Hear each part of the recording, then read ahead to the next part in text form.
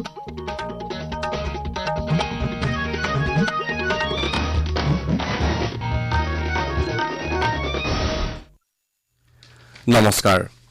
আকাশবাণী গুৱাহাটী কেন্দ্ৰৰ সন্ধিয়াৰ আঞ্চলিক বাতৰি পঢ়িছো পুলক গগৈয়ে আৰু মোৰ সৈতে আছে ভাস্বতী চক্ৰৱৰ্তী।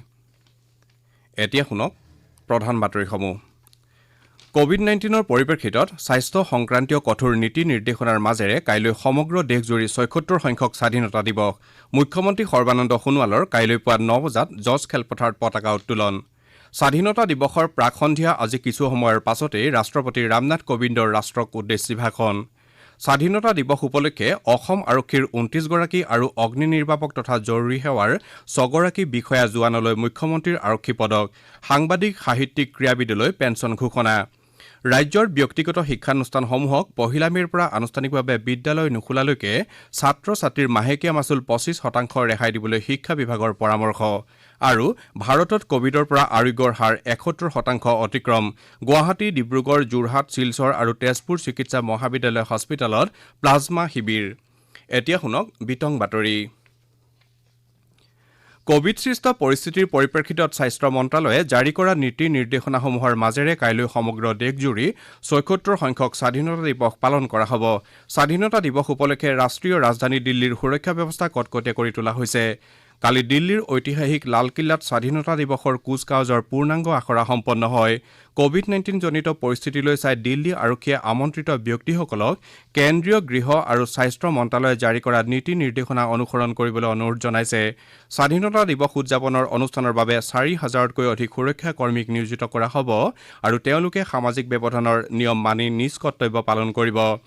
অসমতো স্বাধীনতা দিৱস উদযাপনৰ বাবে প্ৰস্তুতি সম্পূৰ্ণ হৈ উঠিছে। ৰাজ্যিক পৰ্যায়ত দিৱসৰ কাৰ্যসূচী গুৱাহাটীৰ জজ খেলপথাৰত অনুষ্ঠিত হ'ব। কাইলৈ পুৱা ৯ বজাত মুখ্যমন্ত্ৰী সৰ্বানন্দ সোণোৱালে স্বাধীনতা দিৱসৰ কেন্দ্ৰীয় অনুষ্ঠানত ৰাষ্ট্ৰীয় পতাকা আনুষ্ঠানিকভাৱে উত্তোলন কৰিব। মুখ্যমন্ত্ৰীয়ে অসম আৰক্ষী আৰু অৰ্ধসামৰিক বাহিনীৰ অভিবাদন গ্ৰহণ কৰিব। এইবাৰ মহামাৰীৰ বাবে স্বাধীনতা দিৱসৰ মূল কাৰ্যসূচীৰ বাহিৰে অন্যান্য কাৰ্যসূচীসমূহ সীমিত কৰা হৈছে। আনহাতে ব্যাপক জনসমাগমৰ ক্ষেত্ৰতো বাধা আৰোপ কৰা হৈছে। মহানগৰীৰ জল খেলপথাৰকে ধৰি ৰাজ্যৰ বিভিন্ন অঞ্চলত ব্যাপক নিৰাপত্তা ব্যৱস্থা গঢ়ি তোলা হৈছে। দিৱসৰ কাৰ্যসূচীত অংশগ্ৰহণ কৰা সকলো ব্যক্তিয়ে শাৰীৰিক ব্যৱধান মানি চলাৰ লগতে মুখত মাস্ক পৰিধান কৰাটো বাধ্যতামূলক কৰা হৈছে। উদযাপনস্থলীত প্ৰৱেশ কৰা প্ৰতিজন ব্যক্তিৰে থাৰ্মেল স্কেনিং কৰা হ'ব। আনহাতে ৰাজ্য চৰকাৰৰ কেইবাগৰাকীও মন্ত্ৰীয়ে কাইলৈ বিভিন্ন জিলাত ত্ৰিৰংগ পতাকা উত্তোলন কৰিব। ইপিনে কাইলৈ পুৱা ৬ বজাৰ পৰা সন্ধিয়া ৫ বজালৈ ৰাজহুৱা স্থানত যিকোনো ব্যক্তিয়ে আহ যাহ কৰিব পাৰিব। অৱশ্যে কোভিড-19ৰ সকলো নীতি নিয়ম মানি চলাটো বাঞ্ছনীয় হ'ব বুলি চৰকাৰী সূত্ৰই জনাইছে। আনহাতে ২০০৪ চনৰ ১৫ আগষ্টত ধেমাজিত অনুষ্ঠিত স্বাধীনতা দিৱসৰ কাৰ্যসূচীত সংঘটিত বোমা বিস্ফোৰণত প্ৰাণ হেৰুওৱা শিশু আৰু নিৰীহ লোকসকলৰ প্ৰতি শ্ৰদ্ধা জনাই প্ৰতি বছৰৰ দৰে এইবাৰো অহা ১৬ আগষ্টত শোক দিৱস পালন কৰা হ'ব। সেইদিনা নিহতসকলৰ স্মৃতিত ১ মিনিট সময় মৌন প্ৰাৰ্থনা কৰাৰ লগতে কাৰ্যালয়সমূহত ৰাষ্ট্ৰীয় পতাকা অৰ্ধনমিত কৰি ৰাখিবলৈ নিৰ্দেশ দিয়া হৈছে। ৰাষ্ট্ৰপতি ৰামনাথ কোবিন্দে আজি স্বাধীনতা দিৱসৰ প্ৰাক সন্ধিয়া কিছু সময়ৰ পাছতে ৰাষ্ট্ৰক উদ্দেশ্যি ভাষণ দিব।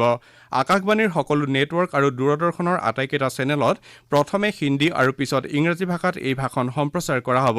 আকাশবাণীয়ে নিশা ৯:৩০ বজাত ৰাষ্ট্ৰপতিৰ ভাষণৰ আঞ্চলিক ভাষালৈ কৰা ৰূপান্তৰ প্ৰচাৰ কৰিব। আনহাতে দূৰদৰ্শনে ৰাষ্ট্ৰপতিৰ ভাষণৰ ঠিক পাছতে আঞ্চলিক ভাষালৈ কৰা ৰূপান্তৰ সম্প্ৰচাৰ কৰিব। ৭৬ সংখ্যক স্বাধীনতা দিৱসৰ সৈতে সংগতি ৰাখি আৰক্ষী বাহিনীত প্ৰদৰ্শন কৰা উল্লেখনীয় সেৱাৰ বাবে অসম আৰক্ষীৰ ২৯ গৰাকী বিষয়া জোৱান আৰু অগ্নি নিৰ্বাপক তথা জৰুৰী সেৱাৰ ৬ গৰাকী বিষয়া জোৱানলৈ মুখ্যমন্ত্ৰীৰ আৰক্ষী পদক আগবঢ়োৱা হৈছে। পদকপ্ৰাপকসকলৰ ভিতৰত ভাৰতীয় আৰক্ষী সেৱা বিষয়া তথা গুৱাহাটীৰ কাহিলীপাৰাৰ ৪ৰ্থ অসম আৰক্ষী বাহিনীৰ কমাণ্ডেণ্ট ইন্দ্ৰাণী বৰুৱা, নলবাৰীৰ আৰক্ষী অধীক্ষক অমনজিৎ কৌৰ, ধুবুৰীৰ আৰক্ষী অধীক্ষক আনন্দ মিশ্ৰ, গুৱাহাটীৰ উপ আৰক্ষী আয়ুক্ত সুভাষিনী শংকৰন আৰু চৰাইদেউৰ আৰক্ষী অধীক্ষক শ্বেতাংক মিশ্ৰ অন্যতম। আনহাতে অগ্নি নিৰ্বাপক আৰু জৰুৰী সেৱাৰ জ্যেষ্ঠ কেন্দ্ৰ বিষয়া তৰুণ চন্দ্ৰ দিহিঙীয়া আৰু SDRFৰ ৫জন লোকে পদক লাভ কৰিছে। স্বাধীনতা দিৱস উপলক্ষে অসম চৰকাৰে 2020-21 বিত্তীয় বৰ্ষৰ সাহিত্যিক পেঞ্চনৰ বাবে ৰাজ্যখনৰ 43গৰাকী সাহিত্যিকৰ নাম ঘোষণা কৰিছে। সাহিত্যিক পেঞ্চন লাভ কৰাসকলৰ ভিতৰত হিৰণ শইকীয়া লহকৰ, সমৰ বিজয় চক্ৰৱৰ্তী, বিমল ৰাজখোৱা, বিদ্যাভূষণ দেউৰী, হেমচন্দ্ৰ শইকীয়া আদি অন্যতম। সাহিত্যিক পেঞ্চন লাভ কৰোতাসকলক গুৱাহাটীৰ কাহিলীপাৰাত থকা উচ্চ শিক্ষা সঞ্চালকালয়ৰ কাৰ্যালয়ত যোগাযোগ কৰিবলৈ কোৱা হৈছে। আনহাতে ৰাজ্যখনৰ 40গৰাকী ক্ৰীড়াবিদলৈ 2020-21 বৰ্ষৰ ক্ৰীড়া পেঞ্চন আগবঢ়োৱা হৈছে। লগতে আন 40গৰাকীলৈ 50,000 টকাৰ এককালীন সাহায্য আগবঢ়োৱা হৈছে। ক্ৰীড়া পেঞ্চন লাভ কৰাসকলৰ ভিতৰত ফুটবল খেলুৱৈ ভূপেন্দ্ৰ নাথ দাস, লক্ষ্মীকান্ত দাস, এথলীট বিৰাজ কুমাৰ ওজা আৰু কাবাডী খেলুৱৈ অনুৰাম ৰয় অন্যতম। অসম আৰক্ষীয়ে ৰাজ্যত কাইলৈ উদযাপন কৰিবলগীয়া স্বাধীনতা দিৱস উপলক্ষে বিশেষ সতৰ্কতামূলক ব্যৱস্থা গ্ৰহণ কৰিছে। ৰাজ্যৰ সকলো জিলাতে যাতে স্বাধীনতা দিৱসৰ কাৰ্যসূচী সুকলমে অনুষ্ঠিত কৰিব পৰা যায় তাৰ বাবে আৰক্ষীয়ে বিহিত ব্যৱস্থা গ্ৰহণ কৰিছে। বাক্সা জিলাৰ বিভিন্ন স্থানৰ লগতে ভাৰত ভূটান সীমান্ত আৰু মানস ৰাষ্ট্ৰীয় উদ্যান অঞ্চলত যাতে কোনো দুষ্কৃতিকাৰীয়ে স্বাধীনতা দিৱস উপলক্ষে কুটাঘাত সংঘটিত কৰিব নোৱাৰে তাৰ বাবে আৰক্ষী আৰু কামাণ্ডো বাহিনীৰ লোক সষ্টম হৈ আছে। গোৱালপাৰা জিলাৰ অসম মেঘালয় সীমান্তত দুষ্কৃতিকাৰীৰ বিৰুদ্ধে আৰক্ষীয়ে তীক্ষ্ণ দৃষ্টি ৰাখিছে। ইয়াৰ উপৰিও জিলাখনৰ বিভিন্ন স্থানত যান বাহনসমূহৰ তালাচী অব্যাহত ৰাখিছে। আপোনালোকে বাতৰি শুনিছে আকাশবাণী গুৱাহাটী কেন্দ্ৰৰ পৰা। কোভিড-19 সৃষ্টি কৰা সংকটপূৰ্ণ পৰিস্থিতিৰ পৰিপ্ৰেক্ষিতত অসম চৰকাৰে ৰাজ্যখনৰ ব্যক্তিগত শিক্ষানুষ্ঠানসমূহক পহিলাৰ মে'ৰ পৰা আনুষ্ঠানিকভাৱে বিদ্যালয় নোখোলাকৈ ছাত্ৰ ছাত্ৰীৰ মাহেকীয়া মাচুলৰ ক্ষেত্ৰত 25% ৰেহাই দিবলৈ পৰামৰ্শ আগবঢ়াইছে। শিক্ষা বিভাগৰ আয়ুক্ত সচিবে জাৰি কৰা এটা নিৰ্দেশনাত এই বিষয়ে উল্লেখ কৰি প্ৰাক প্ৰাথমিক শ্ৰেণীৰ পৰা দ্বাদশ শ্ৰেণীলৈকে ছাত্ৰ ছাত্ৰীসকলৰ মাচুলৰ ক্ষেত্ৰত ৰেহাই দিবলৈ পৰামৰ্শ আগবঢ়োৱা হৈছে।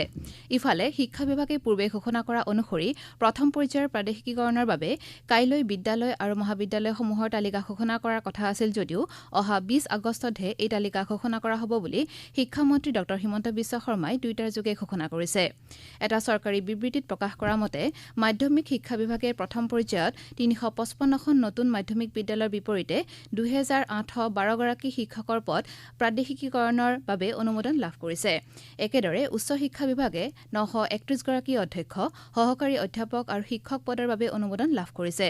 ইয়াৰে 241টা পদ 27খন নতুন কলেজৰ আৰু 690টা পদ পূৰ্বে প্ৰাদেশিকীকৃত মহাবিদ্যালয়ৰ। ভাৰতত কোভিড-19ৰ পৰা আৰোগ্য লাভৰ হাৰ 71.17% বৃদ্ধি পাইছে। এতিয়ালৈকে 17,51,555 জন সুস্থ হৈ উঠিছে। কেন্দ্ৰীয় স্বাস্থ্য মন্ত্ৰালয়ৰ সূত্ৰ অনুসৰি যোৱা 24 ঘণ্টাত 55,573 জন ৰোগীয়ে আৰোগ্য লাভ কৰিছে। দেশত কোভিড ৰোগত মৃত্যু হোৱা লোকৰ হাৰ 1.95% হ্ৰাস পাইছে। আনহাতে যোৱা 24 ঘণ্টাত 64,553 জন লোকৰ দেহত নতুনকৈ কোভিড-19ৰ সংক্ৰমণ ধৰা পৰিছে। ইয়াকে লৈ দেশত মুঠ কোভিড-19 ৰোগীৰ সংখ্যা 24,61,191 হৈছেগৈ। দেশত সম্প্ৰতি 6,61,595 জন লোক চিকিৎসাধীন হৈ আছে। আনহাতে আজিৰ দিনটোত 1007 জন লোকৰ মৃত্যু হোৱাত কোভিড-19ত মৃত্যু হোৱা লোকৰ সংখ্যা 48,000 অতিক্ৰম কৰিছে। ইপিনে এটা দিনত ভাৰতত অভিলেখ সংখ্যক 8,50,000 কোভিড পৰীক্ষা সম্পন্ন কৰা হৈছে। কেন্দ্ৰীয় স্বাস্থ্য মন্ত্ৰালয়ে ৰাজ্য তথা কেন্দ্ৰীয়শাসিত অঞ্চলসমূহক কোভিড পৰীক্ষাৰ বৃদ্ধি কৰাৰ বাবে পৰামৰ্শ আগবঢ়াইছে। উল্লেখযোগ্য যে দেশত বৰ্তমান 958টা চৰকাৰী খণ্ডৰ আৰু 493টা ব্যক্তিগত গৱেষণাগাৰকে ধৰি মুঠ 1,451টা গৱেষণাগাৰ কাৰ্যক্ষম হৈ আছে। ৰাজ্যৰ স্বাস্থ্য বিভাগে কোভিডৰ ব্যাপক সংক্ৰমণ ৰোধ কৰাৰ উদ্দেশ্যে পৰীক্ষা ব্যৱস্থা তীব্ৰতৰ কৰি তোলাৰ লগতে আক্ৰান্ত লোকক প্লাজমা থেৰাপিৰে চিকিৎসা প্ৰদান অব্যাহত ৰাখিছে। প্লাজমা দানৰ প্ৰতি আৰোগ্য লোকসকলৰ মাজত সজাগতা সৃষ্টিৰ উদ্দেশ্যে গুৱাহাটী চিকিৎসা মহাবিদ্যালয়ৰ লগতে আজি ডিব্ৰুগড়, যোৰহাট, শিলচৰ আৰু তেজপুৰ চিকিৎসা মহাবিদ্যালয়ৰ হস্পিটেলত প্লাজমা শিবিৰৰ আয়োজন কৰা হয়। ভাৰতীয় জনতা পাৰ্টীৰ উদ্যোগত আজি অনুষ্ঠিত গুৱাহাটী চিকিৎসা মহাবিদ্যালয় হস্পিটেলৰ প্লাজমা শিবিৰত স্বাস্থ্যমন্ত্ৰী ড হিমন্ত বিশ্ব শৰ্মাৰ লগতে ৰাজ্যিক বিজেপিৰ সভাপতি ৰঞ্জিত কুমাৰ দাস আন কেইবাগৰাকীও দলীয় নেতাই অংশগ্ৰহণ কৰে। শিবিৰত 290 জন ব্যক্তিয়ে প্লাজমা দানৰ বাবে নাম পঞ্জীয়ন কৰে। ইফালে অসমত কোভিডত আক্ৰান্ত হৈ আৰোগ্য লাভ কৰা লোকৰ সংখ্যা প্ৰায় 50,000 হৈছেগৈ। প্ৰায় 23,000 লোক চিকিৎসাধীন হৈ থকাৰ বিপৰীতে এতিয়ালৈকে এই ৰোগত 169 জন লোকৰ মৃত্যু হৈছে। ৰাজ্যখনত কোভিডত আক্ৰান্তৰ সংখ্যাই 72,000 অতিক্ৰম কৰিছে যদিও আক্ৰান্তৰ হাৰ 4.55% অৱনমিত হৈছে। ধুবুৰী জিলাত বিগত ২৪ ঘণ্টাত কোভিড আক্ৰান্তৰ সংখ্যা ৭৫ জন হৈছে। ইয়াৰ ফলত জিলাখনত আক্ৰান্তৰ সংখ্যা ১,৮৫৩লৈ বৃদ্ধি পাইছে। বৰ্তমান ৪৯০ জন লোক চিকিৎসাধীন হৈ থকাৰ বিপৰীতে ১,৩২৯ জন লোক সুস্থ হৈ উঠিছে। জিলাখনত বৰ্তমানলৈকে ৪ জন লোকৰ মৃত্যু হৈছে। কোকৰাঝাৰ জিলাত আজি নতুনকৈ ১১ জন লোক সংক্ৰমিত হোৱাৰ জিলাখনৰ আক্ৰান্তৰ সংখ্যা ১,০৫৩লৈ বৃদ্ধি পালে। আজি ৫০ জন লোক সুস্থ হৈ উঠাত চিকিৎসালয়ৰ পৰা ঘৰলৈ যাবলৈ দিয়া হয়। জিলাখনত বৰ্তমান ৩০৩ জন লোক চিকিৎসাধীন হৈ আছে। বঙাইগাঁও জিলাৰ ভাক্ৰাভিটা ৮ নম্বৰ আৰু ১২ নম্বৰ ৱাৰ্ডত অলপতে নমুনা পৰীক্ষাৰ পাছত বহু লোকৰ শৰীৰত কৰোনা ভাইৰাছৰ উপস্থিতি ধৰা পৰাত অঞ্চলটোক অৱৰুদ্ধ ক্ষেত্ৰ হিচাপে ঘোষণা কৰা হৈছে। ৮ নম্বৰ ৱাৰ্ডটোত কোভিড পজিটিভ ৰোগীৰ সংখ্যা উদ্বেগজনকভাৱে বৃদ্ধি পোৱাৰ পৰিপ্ৰেক্ষিতত এই অঞ্চলসমূহৰ সকলো বাসিন্দাৰে স্বাব পৰীক্ষা সম্পূৰ্ণ নোহোৱা পৰ্যন্ত স্বাস্থ্য বিভাগে অভিযান অব্যাহত ৰাখিব। কোভিডৰ গণসংক্ৰমণ ৰোধ কৰাৰ বাবে অৱৰুদ্ধ এলেকাৰ সকলোকে পুনৰ এবাৰ স্বাব পৰীক্ষা কৰাৰ বাবে জিলা প্ৰশাসনে আহ্বান জনাইছে। নগাঁও জিলাত আজি ১৪৫ জন লোকৰ দেহত কোভিডৰ উপস্থিতি ধৰা পৰিছে। ইয়াকে লৈ জিলাখনত মুঠ আক্ৰান্তৰ সংখ্যা ৪,২৬২লৈ বৃদ্ধি পাইছে। কাৰ্বি আংলং জিলাৰ ডিফু বালক উচ্চতৰ মাধ্যমিক বিদ্যালয়ৰ অধ্যক্ষ বেঞ্জামিন টেৰাঙৰ কোভিড-১৯ত আক্ৰান্ত হৈ চিকিৎসাধীন অৱস্থাত আজি গুৱাহাটীৰ এখন ব্যক্তিগত চিকিৎসালয়ত মৃত্যু হয়। ৰাজ্যখনৰ কেতবোৰ ঠাইত যোৱা কেইবাদিনো ধৰি দি থকা নেৰানেপেৰা বৰষুণৰ ফলত ব্ৰহ্মপুত্ৰ আৰু ইয়াৰ কেইবাখনো উপনৈৰ পানী বিপদসীমাৰ ওপৰেৰে ববলৈ ধৰাত ধেমাজি, লখিমপুৰ, বিশ্বনাথ আৰু বাক্সা জিলা পুনৰ বানৰ কবলত পৰিছে। সাম্প্ৰতিক বানত ৪খন জিলাৰ ৫৬খন গাঁও ক্ষতিগ্ৰস্ত হোৱাৰ লগতে প্ৰায় ৩০,০০০ লোক বানৰ কবলত পৰিছে। জিলা উপায়ুক্তৰ উদ্ধৃতি দি আমাৰ লখিমপুৰৰ সংবাদদাতাই জনোৱা মতে জিলাখনৰ শিঙৰা নৈৰ বানত উটি যোৱা ৪জন লোকৰ ভিতৰত ইতিমধ্যে ২জন লোকৰ মৃতদেহ উদ্ধাৰ হৈছে। জিলাখনৰ ২৮খন গাঁৱৰ প্ৰায় ২৪,০০০ লোক বানৰ কবলত পৰিছে।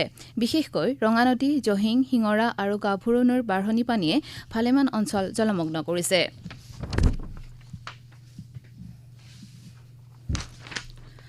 স্বাধীনতা দিৱসৰ কেন্দ্ৰীয় কাৰ্যসূচী অনুষ্ঠিত হ'বলগীয়া জজ খেলপথাৰত সুৰক্ষাৰ লগতে যান বাহনৰ চলাচল তথা পাৰ্কিঙৰ ক্ষেত্ৰত গুৱাহাটী মহানগৰ যান বাহন আৰক্ষীয়ে বিশেষ ব্যৱস্থা গ্ৰহণ কৰিছে। সেই অনুসৰি পুৱা 8:30 বজাৰ পাছত KLB পথত থকা বেৰিকেড বন্ধ কৰি দিয়া হ'ব।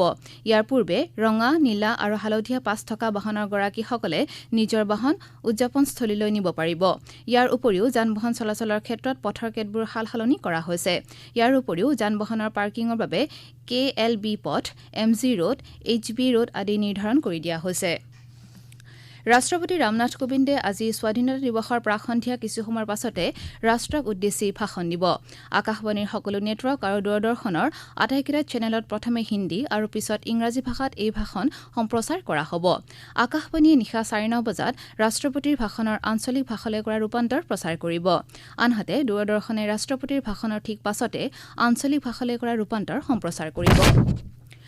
আকাশবাণী গুৱাহাটী কেন্দ্ৰৰ কাৰিকৰী সহায়ক তথা গুৱাহাটী ধাৰাপুৰ মাজৰ বাহাৰ নিবাসী ভাৰত চন্দ্ৰ বৰুৱাৰ আজি মৃত্যু হয়। মৃত্যুৰ সময়ত তেওঁৰ বয়স আছিল 55 বছৰ।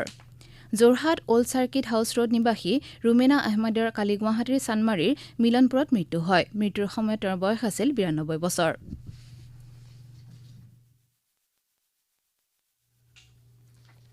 বাতৰি শেষ কৰাৰ পূৰ্বে প্ৰধান বাতৰিকেইটা আকৌ এবাৰ পঢ়ি দিছো। কোভিড-19ৰ পৰিপ্ৰেক্ষিতত স্বাস্থ্য সংক্ৰান্তীয় কঠোৰ নীতি নিৰ্দেশনাৰ মাজেৰে কাইলৈ সমগ্ৰ দেশজুৰি ৭৬ সংখ্যক স্বাধীনতা দিৱস। মুখ্যমন্ত্ৰী সৰ্বানন্দ সোণোৱালৰ কাইলৈ পুৱা 9 বজাত জজ খেলপথাৰত পতাকা উত্তোলন।